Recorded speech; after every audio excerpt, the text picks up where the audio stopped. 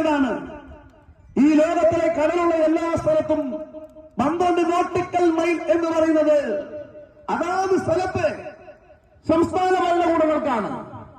ആ സംസ്ഥാന ഭരണകൂടങ്ങൾക്ക് അധികാരമുണ്ടായിരുന്ന 12 nautical mile എന്ന് പറയുന്ന ദൂരം പോലും കേന്ദ്ര ഗവൺമെന്റിന് ഖനനം നടത്തുവാനുള്ള അധികാരം ഈ ഭേദഗതിയിലൂടെ കേന്ദ്ര ഗവൺമെന്റ് കൊണ്ടുവന്നു.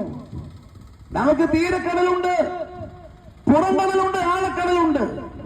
3 കടൽ. ഈ കടലിൽ നമ്മൾ 3 ഇവിടിക്കുന്ന മത്സ്യത്തൊഴിലാളികൾക്ക് അറിയാം, അല്ലെങ്കിൽ മേഖലയുമായി ബന്ധപ്പെട്ട് പ്രവർത്തിക്കുന്ന എല്ലാവർക്കും അറിയാം. തീരക്കടൽ, ആഴക്കടൽ, ഉൾക്കടൽ 3 ആയിട്ടാണ് നമ്മുടെ കടലിനെ തിരിച്ചിട്ടുള്ളത്.